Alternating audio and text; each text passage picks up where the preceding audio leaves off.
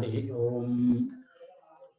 अखंडं सच्चिदानंदं अवाङ्मनसगोचरम् आत्मानमखिलाधारम् आश्रये भीष्टसिद्धये।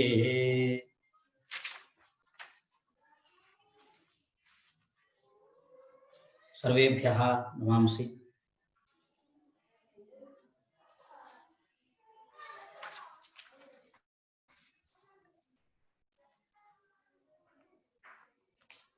ब्रह्मणः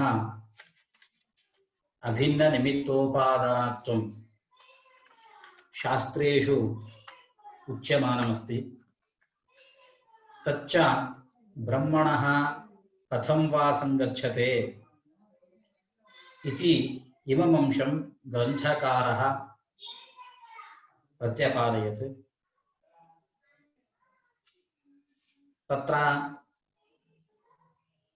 विक्षेप शक्तिमत् अविद्यया उपहितं शुद्धचैतन्यं स्वस्य विवक्षया निमित्तं भवति। स्व उपाधेः अविद्यायाः विवक्षया उपादानं भवति। इत्येवं रीत्या ब्रह्मणः अभिन्ननिमित्तोपादानत्वम् अस्ति इत्यस्मिन् विषये पूर्णनाभेः उदाहरणं निदर्शनपूर्वकं ग्रन्थकारः प्रतिपादितवान्। अनन्तरं तस्माच्च ब्रह्मणः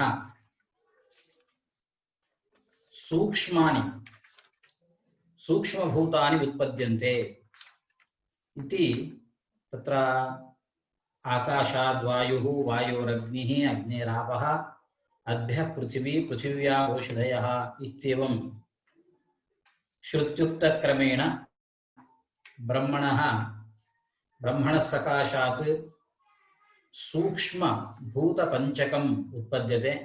एतान्येव तन्मात्राणि इति उच्यन्ते, अथवा अपञ्चीकृतानि अमिश्रितानि च व्यवह्रियन्ते इति उक्तवान्।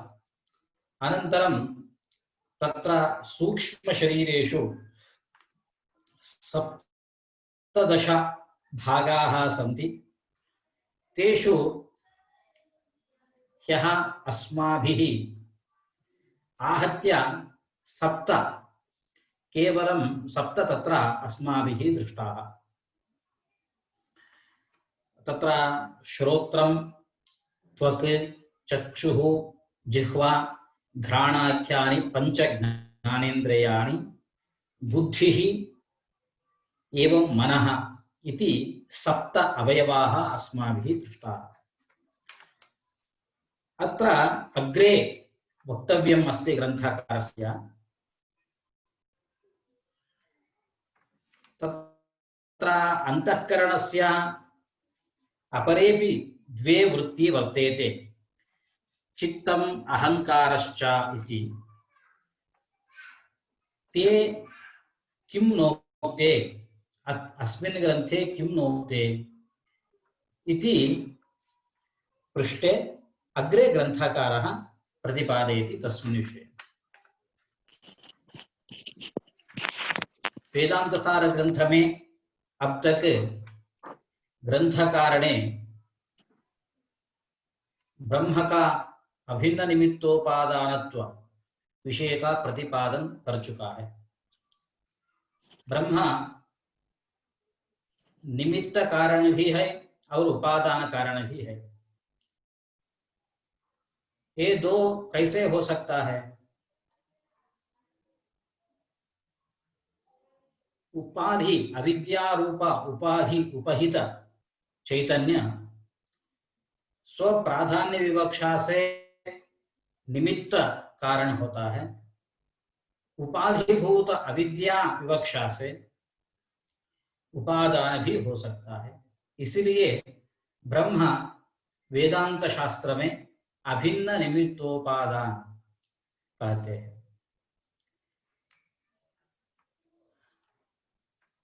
ब्रह्म से तो ब्रह्म के द्वारा सूक्ष्म भूतों का उत्पत्ति होता है। सूक्ष्म भूतों का 17 अवयव है। 17 अवयवों में हम कल 7 अवयवों के बारे में जानते हैं। वे 7 है कान, त्वचा, आंख, जीभ और नाक। ये 5 है, ये ज्ञानेंद्रिय होते हैं। और बुद्धि, मन। बुद्धि का लक्षण यह होता है निश्चयात्मिका अंतःकरण वृत्ति। ये निश्चय स्वरूप होता है, अहम ब्रह्मैव। इस रूप से निश्चयात्मक जो ज्ञान है उसे बुद्धि कहते हैं। और मन एक और अंतःकरण वृत्ति है, उसका लक्षण है संकल्प विकल्पात्मिका अंतःकरण वृत्ति। अर्थात संशयात्मक ज्ञान होता है, असमंजस। ये कैसा होता है, मैं चिद्रूपी हूं या देह रूपी हूं, जड़ रूपी हूं। इसी रीति से जो ज्ञान उत्पन्न होता है उसको मन कहते हैं। तो अंतःकरण वृत्ति 2 है, एक बुद्धि और मन। परंतु शास्त्रों में 4 अंतःकरण वृत्ति कहते हैं। बुद्धि, मन, इन दोनों के साथ और एक 2 है, चित्त और अहंकार। चित्त का लक्षण होता है ये स्मरणात्मक होता है। स्मरणात्मक ज्ञान का चित्त कहते हैं। और गर्व रूपी अहंकार जो है, अहंकार, ये भी अंतःकरण वृत्ति है। तो क्यों इस ग्रंथ में बुद्धि और मन, ये दोनों के बारे में ग्रंथकार ने अब तक कहे हैं, किंतु चित्त और अहंकार ये दोनों के बारे में क्यों न कहे हैं? इसके उत्तर आगे ग्रंथकार ने कहते हैं, अनयोः एव चित्त अहंकारयोः अंतर्भावः। इन दोनों को चित्त और इन दोनों में, अर्थात जो बुद्धि और मन है, बुद्धि और मन इन दोनों में चित्त या और अहंकार, ये 2 अंतःकरण का जो प्रभेद है, चित्त और अहंकार, इन दोनों को बुद्धि और मन, इन 2 अंतःकरण वृत्ति में अंतर्भाव करके आहत्य 2 अंतःकरण वृत्ति है। तो अभी 7 हो गया। पंच ज्ञानेंद्रिय 5 है, और बुद्धि और मन ये 7 अवयव है। आगे पंक्ति देखेंगे, अनुसंधानात्मिक अंतःकरण वृत्ति ही चित्तम। चित्त और अहंकार ये 2 अंतःकरण वृत्ति है। इनमें चित्त का लक्षण है अनुसंधानात्मिका।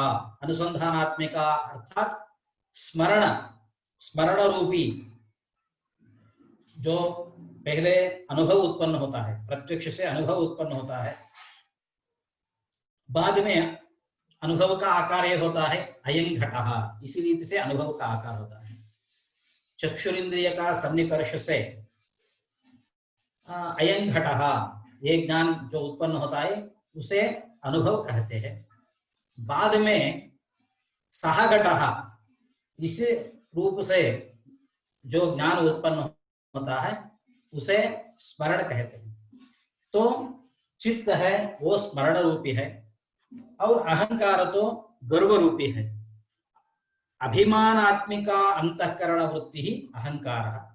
तो इन दोनों अनयोरेव चित्त अहंकारयोः अंतर्भावः, अर्थात बुद्धि और मन इन दोनों में चित्त और अहंकारों का अंतर्भाव करके अंतःकरण का वृत्ति 2 है, ये एक बुद्धि और मन। इस रीति से 2 अंतःकरण का वृत्ति होते हैं। ये ते पुनः आकाशादिगत सात्विकांशेभ्यः मिलितेभ्यः उत्पद्यते।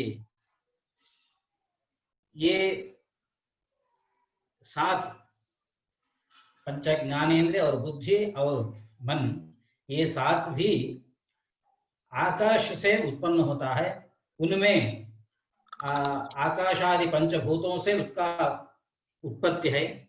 उनमें सात्विकांश से, जब सात्विकांश ज्यादा से ज्यादा प्रकट होता है तो ये सात उत्पन्न होता है। एतेषां प्रकाशात्मकत्वात् सात्विकांश कार्यत्वम्। ये सात भी प्रकाशात्मकत्व, ज्ञान का उत्पत्ति करते हैं, इसीलिए सात्विकांश का कार्य है। क्यों सात्विकांश से ये उत्पन्न होता है?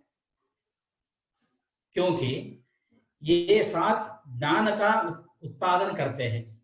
ज्ञान कार्य तो सात्विकांश, सात्विक गुण का कार्य है। इसलिए आकाशादि पंचभूतों से, जब भूतों में जब सात्विक गुण का ज्यादा से ज्यादा सात्विक गुण प्रकट होता है, तब ये सात उत्पन्न होता है। यम बुद्धि ज्ञानेन्द्रियैः सहिता सति विज्ञानमय कोशो भवति। ज्ञान का उत्पत्ति होता है, ये प्रकाश स्वरूप है। इसलिए पंच ज्ञानेन्द्रिय और बुद्धि और मन, इन सात को आकाश विज्ञानमय कोश कहते हैं। तो आनंदमय कोश हो गया ईश्वर और जीव, क्योंकि जब समुदाय शक्ति उपहित जो ईश्वर है, ईश्वर को आनंदमय कोश कहते हैं। इसीलिए से व्यस्त व्यष्टि जो अविद्या है, अविद्या से उपहित चेतन को जीव कहते हैं, जीव को आनंदमय कोश कहते हैं। तो आनंदमय कोश का शब्द ईश्वर और जीव इन दोनों में होते हैं। और बुद्धि और पांच जो ज्ञानेन्द्रिय है, इनको विज्ञानमय कोश कहते हैं। अयम कर्तृत्व भोक्तृत्वाभिमानित्वेन इह परलोकगामी व्यावहारिकः जीवः इत्युच्यते। जो विज्ञानमय कोश है, विज्ञानमय कोश को जीव भी कहते हैं, अथवा जीव का विज्ञानमय कोश शब्द से व्यवहार होता है, क्योंकि जीव में अहंकर्ता, अहम भोक्ता इत्यादि रूप से उनका अभिमान है। मैं करता हूं, मैं भोगता हूं, ये सबका अभिमान जीव का है। यह परलोकगामी भी है, यह लोक में संचरण करता है और परलोक को भी वो बाद में पश्चात गमन करता है। इसीलिए यह परलोकगामी जो जीव है, वो जीव कर्तृत्व भोक्तृत्व अभिमानी है। इसीलिए जीव का विज्ञानमय कोश से व्यवहार भी होता है। तो विज्ञानमय कोश पांच ज्ञानेन्द्रिय और बुद्धि, इनको विज्ञानमय कोश कहते हैं। विज्ञानमय कोश से जीव का भी व्यवहार होता है। जीव भी अहंकर्ता, अहम भोक्ता इत्यादि रूप से अभिमानी है एवं यह लोक परलोक गामी है। इसलिए जीव का विज्ञानमय कोश से व्यवहार होता है। अत्र ग्रंथे एतद् अवशिष्टम्। अंतःकरणवृत्तिः द्विविधा इति अत्र ग्रंथकारेण सदानंदयोगीन्द्रेण उक्तम्। किन्तु तत्र अहंकारः एवं चित्तम् इति अपरं द्वयमपि अस्ति। तर्हि आहत्य अंतःकरणवृत्तयः चतस्रः सन्ति। किन्तु किमर्थं ग्रन्थकारः अत्र बुद्धिः मनश्च इति द्वे एव उक्तवान् इति चेत् ग्रन्थकारः अग्रे उत्तरति। किमर्थमिति चेत् अनयोः एव चित्त अहङ्कारयोः अन्तर्भावः। अर्थात् बुद्धिः और मनः, बुद्धिः मनश्च अनयोः द्वयोः चित्तम् अहङ्कारः इत्येतयोः अन्तर्भावः कर्तुं शक्यते। अत्र चित्तम् इत्यस्य लक्षणं किं चेत् स्मरणं यत् उत्पादयति तत् चित्तं भवति। यत् गर्वात्मकम् अस्ति अहङ्कारात्मकं तत् अहङ्कारः इति तु व्यपदिश्यते।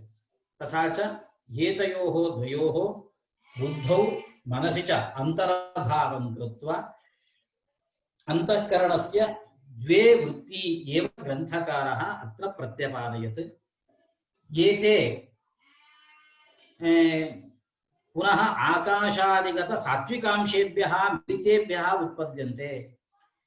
पंचभूतेषु यदा सात्विकांशस्य प्रकटनं भवति तदा एतानि उत्पद्यन्ते।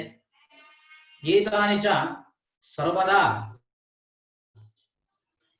सर्वदा प्रकाशस्वरूपाणि भवन्ति, अर्थात् ज्ञानोत्पादकानि भवन्ति इत्यस्मात् कारणात् अत्र सात्विकांशस्य अधिकं प्रकाशः अस्ति इति वयं कथयामः।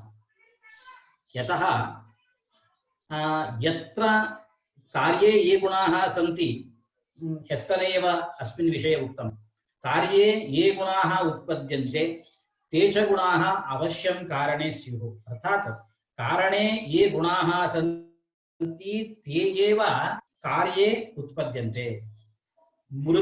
मृत्तिकायां यः गुणः यद् रूपमस्ति तदेव रूपम् अग्रे घटे उत्पद्यते। मृत्तिकायां यः गन्धः अस्ति स एव गन्धः अनन्तरं कार्ये घटे उत्पद्यते। एवञ्च यदा बुद्धिः एवं मनः पंच ज्ञानेन्द्रियाणि एतानि सर्वाणि ज्ञानम् उत्पादयन्ति तर्हि ज्ञानात्मकानि भवन्ति चेत् एतत् ज्ञानं सत्त्वगुणस्य कार्यम्। तर्हि सत्त्वगुणस्य कार्यं यदा एतेषु पंच ज्ञानेन्द्रियेषु एवं बुद्धौ मनसि च अभिव्यज्यते तर्हि कारणे पंचभूतेषु च अवश्यं तत्र अङ्गीकर्तव्यमेव। अतः अवश्यं पंचभूतेषु एतेषाम् अङ्गीकारः कर्तव्यः इति कृत्वा एतेषां प्रकाशात्मकत्वात् सात्विकांशकार्यत्वम् इति ग्रन्थकारः वदति। अर्थात् प्रकाशात्मकत्वात् इत्यस्य ज्ञानस्वरूपत्वात् अथवा ज्ञानोत्पादकत्वात् सात्विकांशकार्यत्वं, सात्विकांशेन एतानि उत्पद्यन्ते इति ग्रन्थकारस्य अभिप्रायः अस्ति। तथा च इयं बुद्धिः एवं पंच ज्ञानेन्द्रियाणि एतानि आहत्य विज्ञानमयकोशः इति शास्त्रकाराः वदन्ति। विज्ञानमयकोश शब्दः न केवलं बुद्धौ पंच ज्ञानेन्द्रियेषु केवलं नास्ति, किन्तु जीवेपि अयं व्यवहारः अस्ति। कुतः इति चेत् अयं जीवः अहंकर्ता अहं भोक्ता इत्यादि रूपेण सः कर्तृत्वाभिमानी अस्ति। एवं इह परलोकगामी अपि अस्ति। इहलोके संचरति, मरणानन्तरं परलोकं च गच्छति इति कृत्वा तस्य इह परलोकगामित्वात् तस्य जीव इति व्यवहारः जीवस्यैव यः व्यावहारिकः जीवः अस्ति।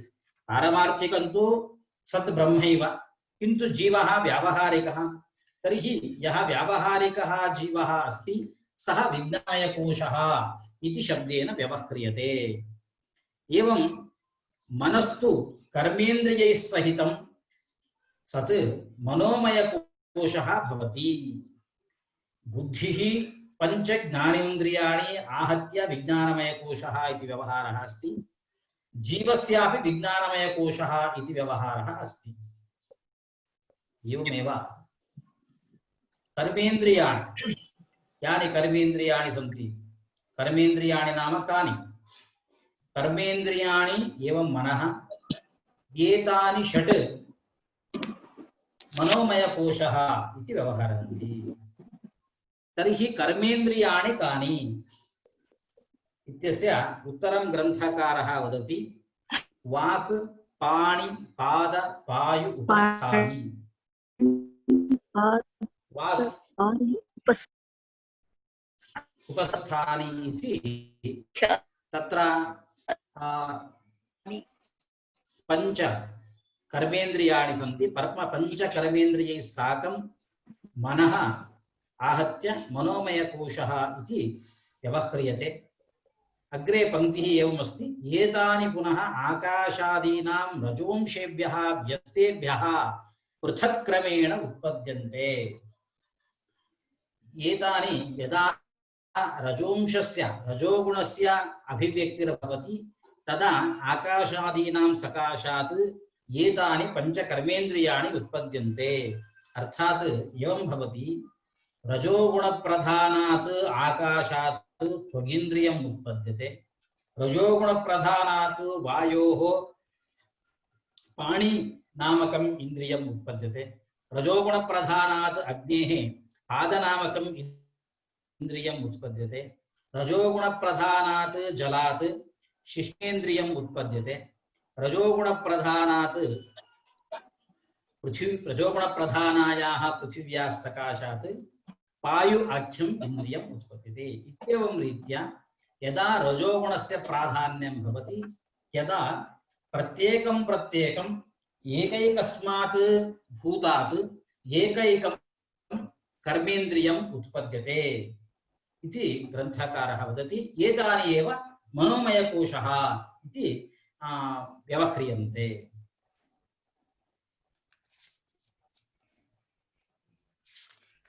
विज्ञानमय कोश के बारे में ग्रंथकार ने अब तक कह चुका है, प्रतिपादन कर चुका है। बुद्धि और पांच ज्ञानेन्द्रिय, उनको विज्ञानमय कोश से व्यवहार होता है। और मनोमय कोश है। मनोमय कोश तो मन, अंतःकरण वृत्ति एक है, अंतःकरण वृत्ति है मन, मन और पांच कर्मेंद्रिय है। पांच कर्मेंद्रिय और मन को मनोमय कोश से व्यवहार है।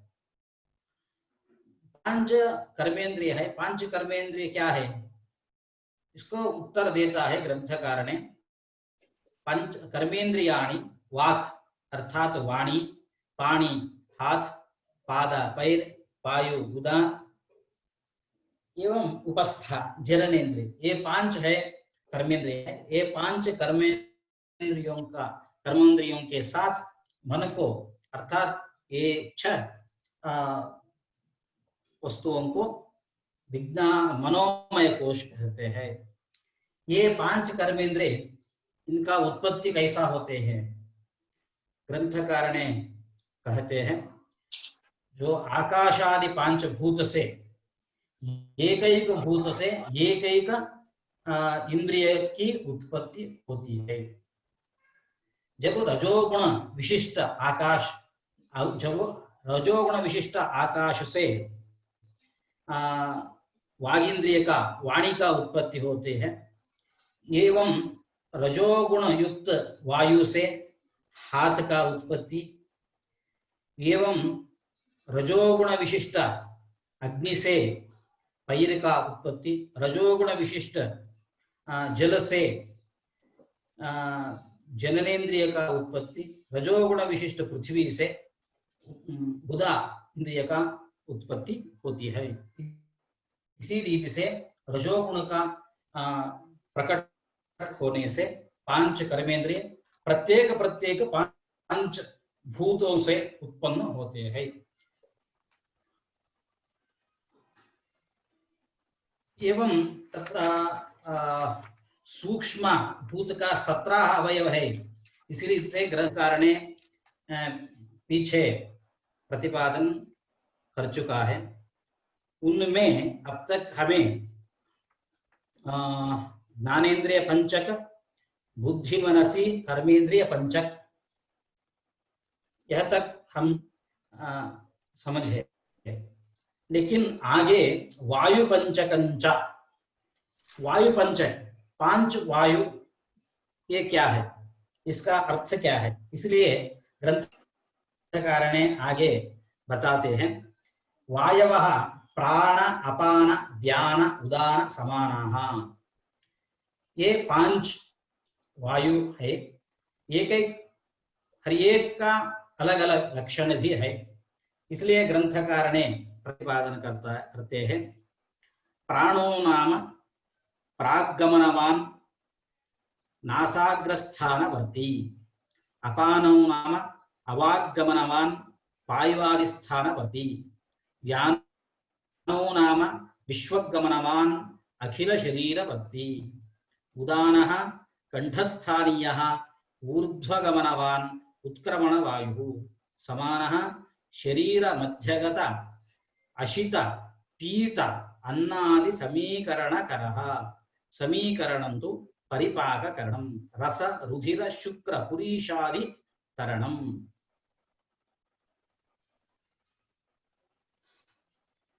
पूर्वं ग्रन्थकारः एवं प्रत्यपादयत्, तत्र सूक्ष्मभूतानां 17 अवयवाः सन्ति इति। तत्र अवशिष्टं वायुपञ्चकं वर्तते। वायुपञ्चकं किं? ते पञ्चवायवः के इति प्रश्नः उत्पद्यते। तदर्थं ग्रन्थकारः अग्रे कथयति, ते पञ्चवायवः एवं सन्ति, प्राणः अपानः व्यानः उदानः समानश्चेति। तर्हि पुनः प्रश्नः भवति, प्राणो नाम कः, व्यानो नाम कः?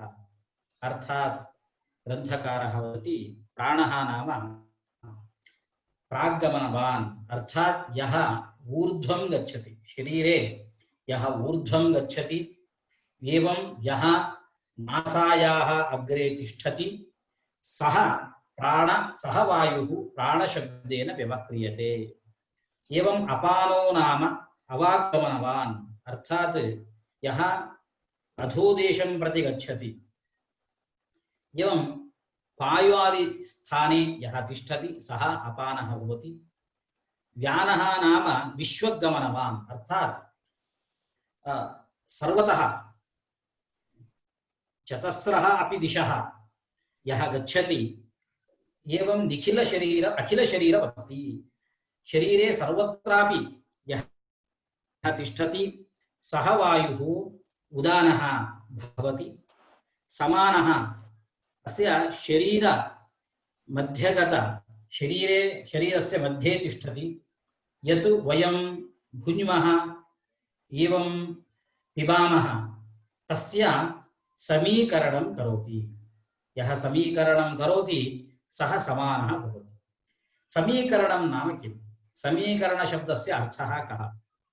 समीकरणशब्दस्य अर्थः परिपाककरणम्, अर्थात् तस्य पचनं, भुक्तस्य पीतस्य च पचनं येन भवति स च वायुः समानः भवति। यत् पक्तम् अस्ति, यत् जीर्णम् अस्ति, तत् सर्वत्र रुधिरादिरूपेण वीर्यरूपेण सर्वत्र तत् यथा प्रापयति, तस्य समीकरणकर्तुः वायोः समानः इति नाम भवति। तथा च वायुपञ्चकं नाम किम् इत्यस्य उत्तरम् अत्र लब्धं। ते पञ्चवायवः सन्ति। तो पञ्चवायवः कस्मात् उत्पद्यन्ते इति सर्वं ग्रन्थकारः अग्रे वदति। तो अत्र अस्माभिः पञ्चवायवः सन्ति। पञ्चवायवः ये सूक्ष्मभूतानाम् अवयवाः ये 17 अवयवेषु अन्तर्भूताः, तेषाम् अधिकृत्य अथवा तानि अधिकृत्य वयम् एतावत्पर्यन्तं ज्ञातवन्तः। अत्र वायुपञ्चक अथवा 5 वायु है, वो इनका नाम है प्राण अपान व्यान उदान समान। का अर्थ क्या है? प्राण का अर्थ है ऊपर की ओर जाने वाले जो वायु है, जो नासाग्रवर्ती, नाक का अग्रभाग में जो रहता है, रहने वाला है, उसका नाम है प्राण। और अपान का अपान, ये भी वायु का एक नाम है। ये नीचे की ओर जो गमन वाला है। और पायुवादि, पायु अर्थात गुदा इत्यादि स्थानों में रहने वाले वायु को अपान नाम है। वैसे ही व्यान विश्वगमनवान अर्थात चारों ओर संचारण करने वाला है और अखिल शरीरवर्ती, शरीर का सब जगह में रहने वाला वायु का व्यान नाम है। एवं उदान नाम एक वायु का है कंठस्थानीय, जो कंठ में रहता है, गले में रहते हैं, ऊपर की ओर गमन करता है। जब मरण समय पास में आता है तब ऊपर की ओर को गमन करने वाले वायु को उदान नाम है। एवं समान वायु का नाम, इसका अर्थ ये है शरीर मध्य गता, शरीर में रहते हैं और जो शरीर के भीतर रहते हैं और खाए पिए अन्न जलादि का समीकरण करने वाले वायु का समान नाम है। समीकरण करने वाले वायु का समान नाम है। तो समीकरण शब्द का अर्थ क्या है?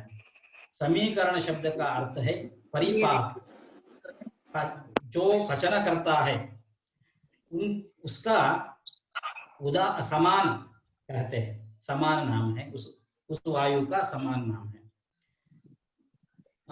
पिए खाए पिए अन्न जलादि को परिपाक करके अर्थात पचन करके बाद में उसको खून रूप से अथवा वीर्य रूप से शरीर में जो व्यापन करता है, उस वायु का समान शब्द से व्यवहार होता है। इसी रीति से पांच वायु को जो नाम है उनके बारे में ग्रंथकार ने कहे हैं। आगे पांच वायु जो अभी ग्रंथ में ग्रंथकार ने प्रतिपादन कर चुका है, उनके बिना और पांच भी सांख्य दर्शन में और कुछ कई पांच वायुओं के बारे में प्रतिपादन होता है। जो पांच वायु क्या है, अभी ग्रंथकार ने उसको प्रतिपादन करता है। केचित्तु नाग कूर्म कृकल देवदत्त धनंजयाख्याः पंच अन्ये वायवः सन्ति इत्याहुः। केचित्तु अस्य शब्दस्य अर्थः सांख्याः अथवा सांख्यमतानुयायिनः अपरेपि पंचवायवः सन्ति इति व्यवहरन्ति। ते च वायवः नागः कूर्मः कृकलः देवदत्तः धनञ्जयः। तर्हि एतानि किं वा एतेषां लक्षणं? नागस्य लक्षणं किं, कूर्मस्य लक्षणं किं? यथा पूर्वमुक्तं प्राण अपान व्यान उदान समानानां लक्षणम् उक्तं, तर्हि एतेषां लक्षणं किं भवेत्, किं वा भवति इत्यस्य इदानीम् उत्तरं ग्रन्थकारः वदति। अत्र नागः उद्गीरणकरः, वमनं जीवः वमनं करोति, तर्हि वमनकर्ता सः नागः भवति। एवं निमीलनादिकरः, तत्र नेत्रयोः कदा कदा निमीलनं भवति, निमीलति एवं उन्मीलति जीवः, सर्वत्र शरीरे एवं भवति। निमेषः इत्यपि वदन्ति तस्य। यः निमेषः देवानां न भवति, केवलं मनुष्येषु एव। यदा निमीलति, चक्षुः निमीलति तदा निद्रावस्था भवति, यदा उन्मीलति तदा जाग्रदवस्था भवति इति व्यवहारः। तर्हि निमीलनादिकरः, येन वायुना अक्ष्णां निमीलनाम् एवं उन्मीलनं च भवति, स च वायुः कूर्मः इति व्यपदिश्यते।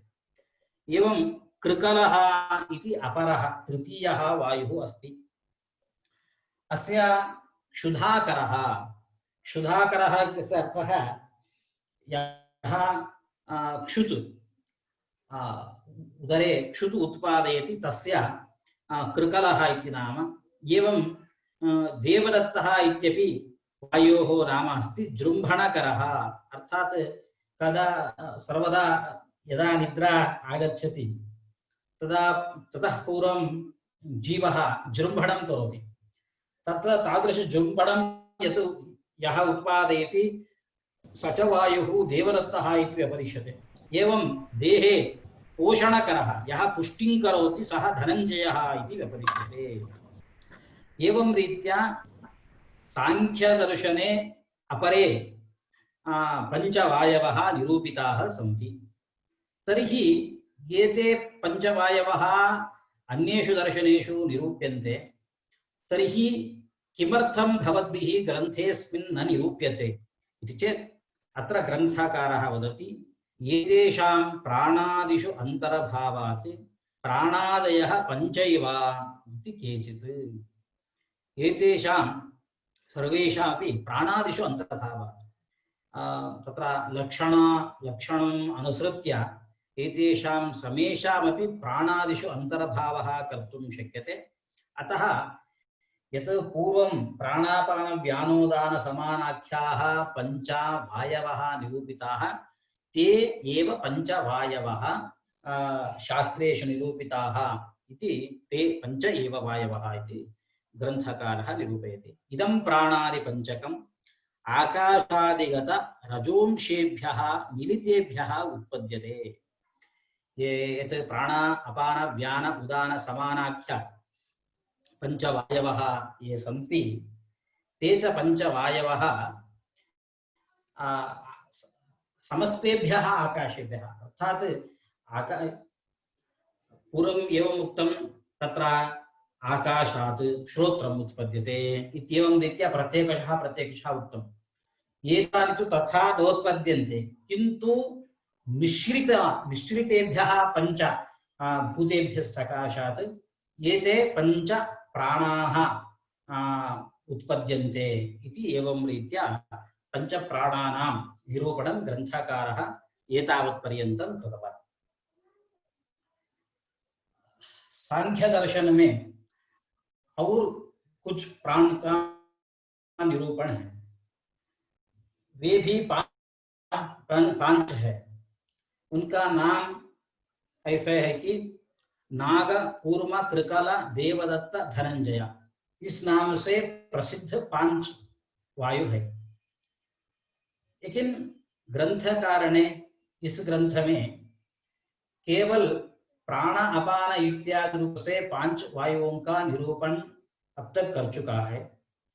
क्यों इन प्राणों का और दूसरे 5 है, क्यों इनका निरूपण नहीं किया, ये प्रश्न तो हमें होता है। इसीलिए ग्रंथकार ने इसका उत्तर भी देता है। आगे पहले हम नाग लक्षण क्या है, कूर्म वायु का लक्षण क्या है, इसका बारे में पहले हम जानते हैं, तो बारे में इनका अंतर्भाव करना है न करना है, बाद में उसका विचार। इसलिए पहले ये नाग का लक्षण क्या है, कूर्म का लक्षण क्या है। नाग का लक्षण है उद्गिरणकरः, वमन करने वाले वायु को नाग नाम है। कूर्मः निमीलनादिकरः, अर्थात पलकों का खुलना और मूंदना, इनका जो कारण वायु है उसका कूर्म नाम है। ऐसे ही कृकल क्षुधाकरः, भूख उत्पन्न करने वाले वायु का नाम कृकल है। जृंभणकरः, जंभाई का उत्पत्ति करने वाला वायु का देवदत्त नाम है। शरीर की पुष्टि जिससे होता है उस वायु का धनंजय नाम है। इसलिए ये तो सांख्य दर्शन में 5 वायुओं का प्रतिपादन है। लेकिन वेदांत दर्शन में जो सांख्य दर्शन में प्रतिपादित 5 वायु है, उनका प्राणापानादि पंचवायुओं में अंतर्भाव करके सिर्फ प्राण अपान व्यान उदान समाना ये 5 वायु वेदांत दर्शन में अंगीकार कर दिए हैं।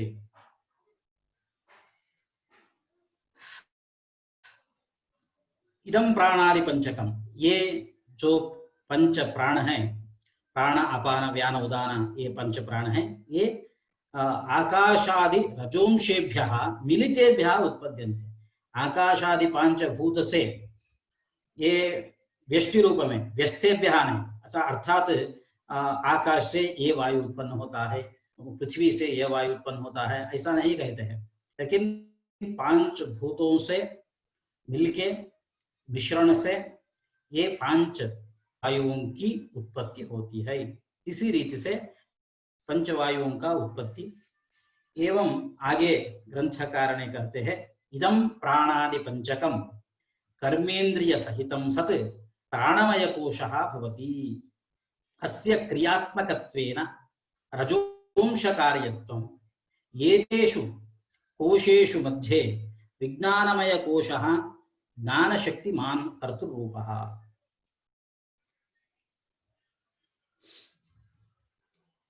इदं प्राणादि पंचकम, ये जो अत्र यत् निरूपितं वायुपंचकम एवं कर्मेन्द्रिय पंचकम, कर्मेन्द्रिय पंचकर्मेन्द्रियाणि निरूपितानि, एतानि आहत्य 10 प्राणमय कोशः इति शब्देन व्यवह्रियन्ते।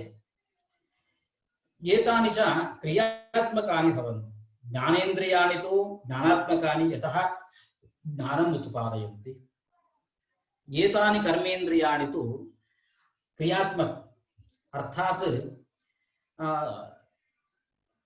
क्रियात्मकानि भवन्ति, अर्थात क्रियाम् उत्पादयन्ति। चलनं, दर्शनं, स्पर्शनम् इत्यादि क्रियाः एतैः इन्द्रियैः उत्पद्यन्ते इति कृत्वा एतानि इन्द्रियाणि क्रियात्मकानि भवन्ति। ज्ञानं सत्वगुणस्य कार्यम्। एवं क्रिया तो रजोगुणस्य कार्यं भवति। तर्हि यदा पंचभूतेषु रजोगुणस्य अभिव्यक्तिर्भवति, रजोगुणविशिष्टेभ्यः पंचभूतेभ्यः एतानि पंचकर्मेन्द्रियाणि एवं पंचवायवः उत्पद्यन्ते इति ग्रन्थकारः प्रतिपादयति। अत्र एतावत्पर्यन्तम् आनन्दमय कोशः, विज्ञानमय कोशः, मनोमय कोशः, प्राणमय कोशः इत्यादि कोशाः वर्णिताः। एतेषु कोशेषु मध्ये विज्ञानमयः ज्ञानशक्तिमान् कर्तृरूपः इत्यादि रूपेण अग्रे विस्तृतरूपेण प्रतिपादयति। जो 5 प्राण हैं और 5 कर्मेंद्रिय भी है, ये 10 मिलके प्राणमय कोश से इन 10 को व्यवहार है। ये 10 प्राणमय कोश शब्द से व्यवहार होते हैं। ये 10 भी क्रिया को उत्पत्ति करते हैं, क्रिया की उत्पत्ति करते हैं, इसलिए क्रियात्मक है। क्रिया तो सत्व गुण का कार्य है, इसलिए पंच वायु और पंच कर्मेंद्रियों का जो कारण 5 भूत है, 5 भूतों में जब सत्व गुण का ज्यादा से ज्यादा अभिव्यक्ति होता है तो ये 5 वायु और 5 कर्मेंद्रिय की उत्पत्ति होती है। इसलिए इनका प्राणमय कोश से व्यवहार है, इनको प्राणमय कोश कहते हैं। एतेषु कोशेषु मध्ये विज्ञानमयः ज्ञानशक्तिमान् कर्तृरूपः। अत्र ये 4 कोशाः निरूपिताः, ये कोशेषु मध्ये विज्ञानमय कोशः सः ज्ञानशक्तिरूपः भवति इति कृत्वा सः कर्ता इत्युच्यते। एवं मनोमय कोशः इच्छाशक्तिमान् करणरूपः। अत्र मनोमयकोशे इच्छाशक्तिः अस्ति इति कृत्वा तत् करणरूपः इति व्यवह्रियते। प्राणमयः कोशस्तु क्रियाशक्तिमान् भवति इति कार्यरूपः भवति। योग्यत्वात् एवम् एतेषां विभागः इति वर्णयन्ति। तर्हि अत्र कर्ता एवं कार्यं करणं सिद्धं भवति। यत् मनोमयकोशः अस्ति सः कर्ता भवति, सः यः विज्ञानमयकोशः अस्ति सः कर्ता। किमर्थं? ज्ञानरूपः। कर्ता तु ज्ञानाश्रयः भवति इति कृत्वा तत्र विज्ञानमयकोशः कर्ता इति शब्देन व्यवह्रियते। मनोमयकोशः इच्छाशक्तिमान् भवति इति कृत्वा करणरूपः। प्राणमयकोशस्तु कार्यरूपः इति कार्यं करणं कर्ता इति त्रयम् अत्र सिद्धं भवति। एक कार्य उत्पन्न होता है तो कर्ता, करण और कार्य, ये तीन चाहिए। इनमें अब तक 4 कोशों का निरूपण हो गया, इसलिए येषु कोशेषु, इन 4 कोशों में जो विज्ञानमय कोश है, विज्ञानमय कोश तो ज्ञान रूप है, विज्ञानमय कोश से ज्ञान की उत्पत्ति होती है, इसीलिए विज्ञानमय कोश का कर्ता शब्द से व्यवहार है। मनोमय कोश तो इच्छा रूपी होती है, इसीलिए उसका करण शब्द से व्यवहार है। प्राणमय कोश तो क्रिया रूप होती है, इसलिए उसको कार्य शब्द से व्यवहार है। योग्यत्वा, उनका योग्यता के अधिकार में ये इन भूमिका में ये इन सबका ऐसा अलग करके पृथक करके व्यवहार है। इसी रीति से कुछ लोग कथयन्ति, वर्णयन्ति। एतत् कोशत्रयं मिलितं सत् सूक्ष्म शरीरम् इत्युच्यते। ये 3 अर्थात मनोमय कोश और विज्ञानमय कोश और प्राणमय कोश, इन तीनों का मिलके मिश्रण से सूक्ष्म शरीरम, सूक्ष्म शरीर इसी शब्द से इन तीनों का व्यवहार है। इसी रीति से ये 3 व्यवहारों, ये कोशों का ग्रंथकार ने अब तक प्रतिपादन कर चुका है। आगे अत्रापि अखिल सूक्ष्म शरीरम एक बुद्धि विषयतया इत्यादि रूप से आगे ग्रंथकार ने प्रतिपादन करता है। एतावत्पर्यन्तं मनोमयकोशः, विज्ञानमयकोशः एवं प्राणमयकोशः, अत्र एते 3 ग्रंथकारेण निरूपिताः। अग्रे यत् प्रतिपादनीयः विषयः अस्ति सः प्रत्येकम् अस्ति इति कृत्वा अत्र यत् एतावत्पर्यन्तं प्रतिपादितम्, अत्र अहं ग्रामे नास्मि, अपरत्र अस्मि